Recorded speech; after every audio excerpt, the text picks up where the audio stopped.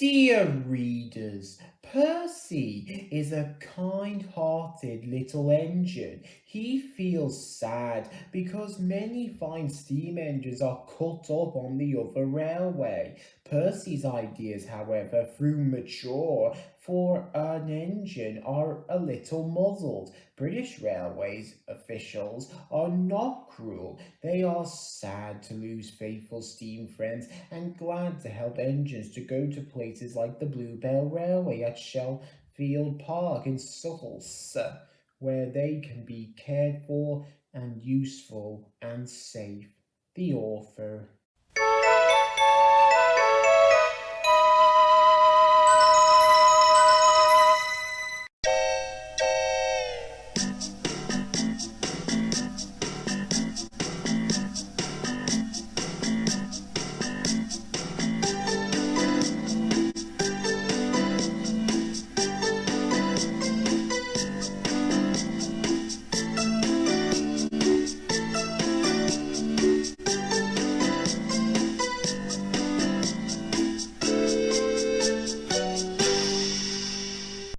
Thomas the Tank Engine was feeling very happy. His blue coat shone in the sun, he was right on time, and all around his branch line, the countryside seemed prettier than ever before.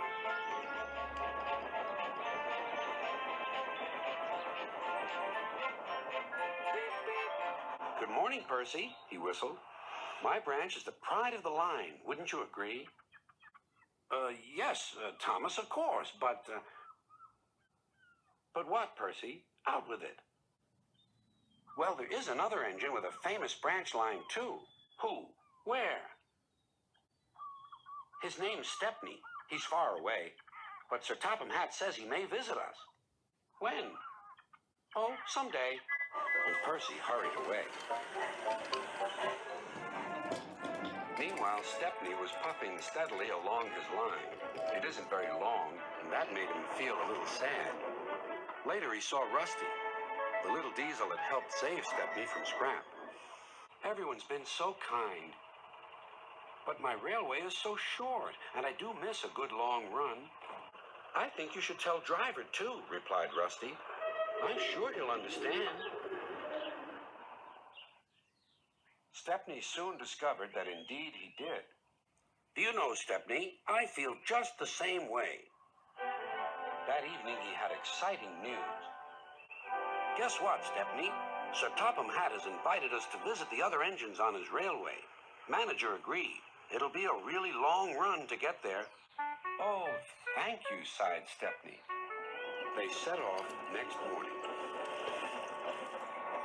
By now, all the other engines were talking about Stepney. He runs a famous branch line. Did you know that? Said Percy. Thomas was feeling a little jealous. It may be famous, but my branch is the first on the line. Everyone knows that, too. And he huffed away to fetch his coaches. Look, squeaked Percy. Why have they all come? There's no train yet. But Percy was wrong. The signal dropped, and from far away an engine whistled. Here he comes, yelled Douglas. Stepney puffed proudly through the junction.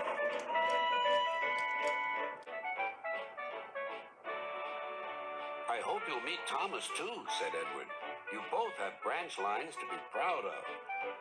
Then Stepney set off to help Doug shunt coaches in the yards. And they worked happily together all afternoon. At last, Thomas arrived. Sorry, can't talk. It's time for my last branch line train. Mustn't be late.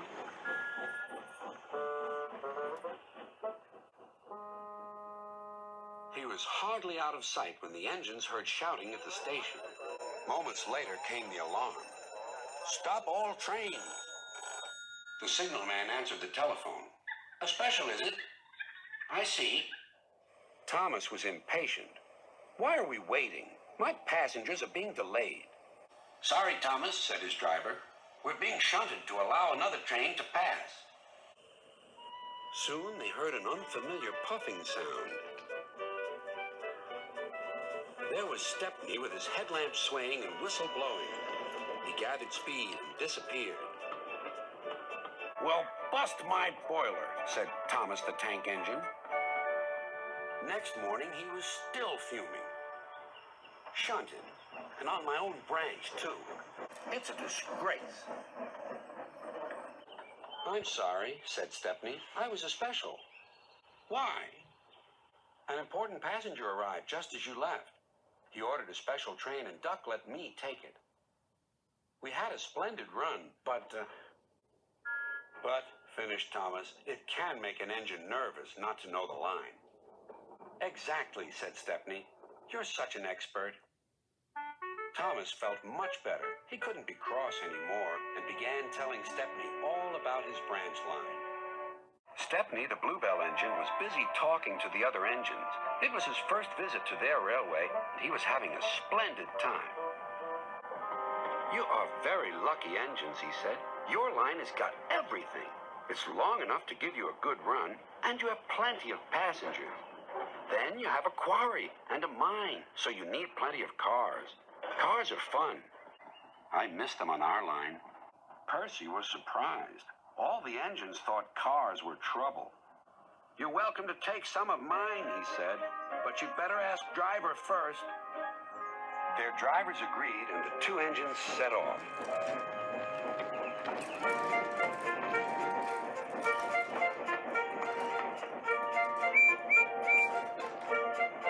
Thomas and Toby were speechless. Stepney took the cars to the harbor.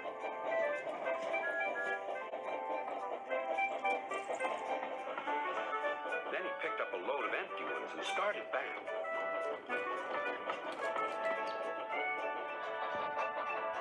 Ahead was a cricket field. The game had just begun. Stepney and his driver had to wait at a signal. "Good," said his driver. "We can watch the game." Then there was trouble. The batsman hit the ball. It flew high into the sky toward Stepney's train. Clunk went the signal. Thump went the ball into a car, but neither driver nor fireman heard it. "Stop!" yelled the players, but Stepney didn't hear them.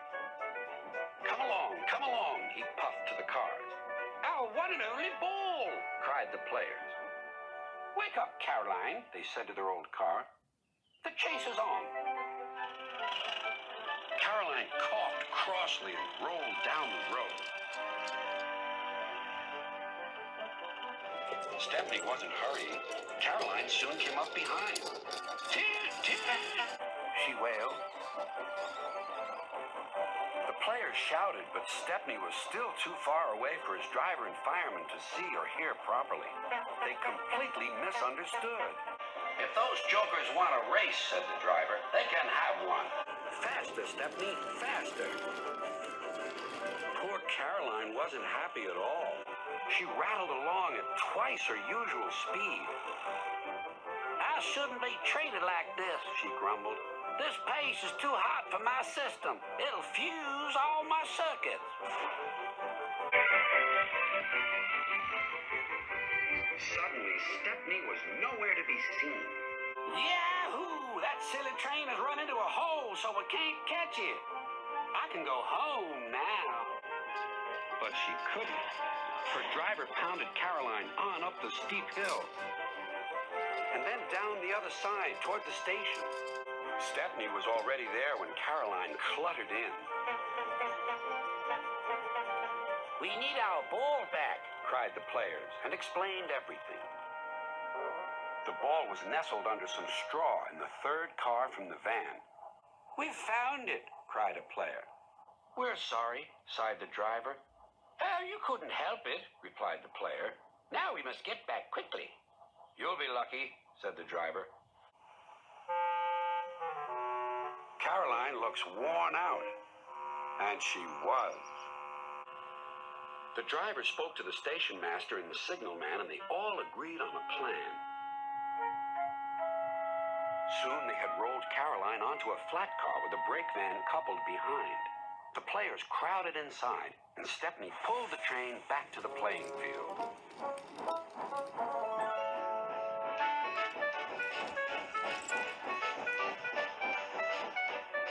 Everyone enjoyed watching the game.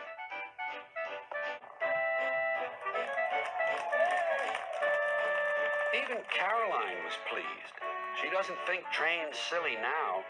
They have their uses. They can save wear and tear on a poor car's wheel. Stepney's visit to Sir Topham Hatt's railway was coming to an end. "We shall miss you," said Sir Topham Hatt. Then he turned his attention to all the other engines. "My railway is very busy, and I'm pleased with you, but you need help. A diesel is all that's available. Please do your best to avoid any disturbances." "What does that mean?" whispered Duck. "That means this diesel is difficult," snapped James. And he was. The diesel surveyed the shed. "Not bad. I've seen worse. At least you're all clean." The engines glared. "It's not your fault, but Sir Topham Hatt should scrap you and get engines like me. A fill of oil, a touch on the starter, and I'm off. No bother, no waiting. They have to fuss round you for hours before you're ready." The engines were furious. Next morning, they held an indignation meeting round the turntable. "Disgraceful. Disgusting. Despicable. To say such things to us," cried Donald and Douglas, "is to teach them a lesson we'd be wanting. Now, how do we do it?" Their chance came sooner than expected. The diesel was purring comfortably. An inspector watched a fitter making final adjustments. The wind tugged at the inspector's hat. The diesel was ready. "Look at me, Duck and Stepney. Now I'll show you something." He rolled proudly toward his coaches. Then it happened.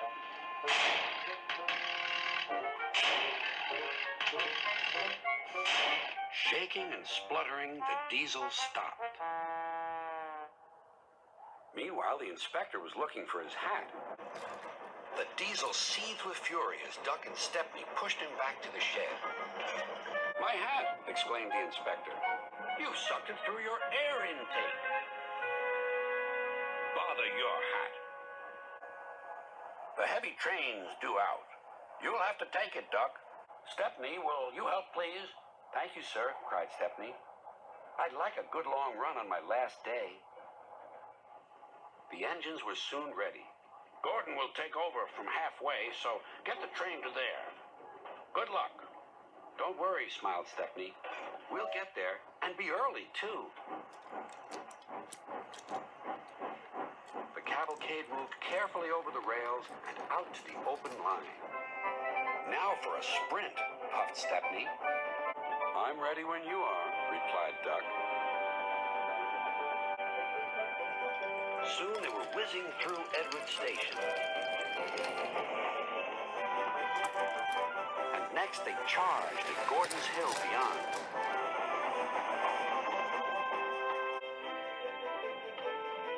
They felt the drag of the heavy coaches here. It was hard work.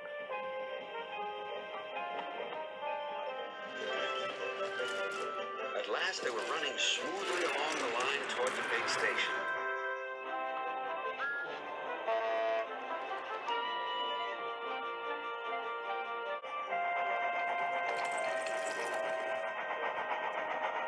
"Hello, you're early," said Gordon. "That's one in the headlamp for old Diesel."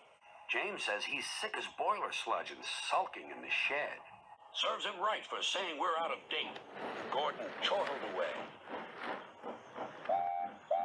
Next day, everyone came to say goodbye to Stepney.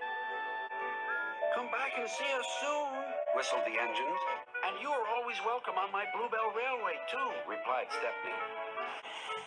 Then he puffed away. What about Diesel? He'd slipped out while no one was looking. But he left two things behind: a rather nasty smell and a battered bowler hat. It might seem crazy what I'm about to say.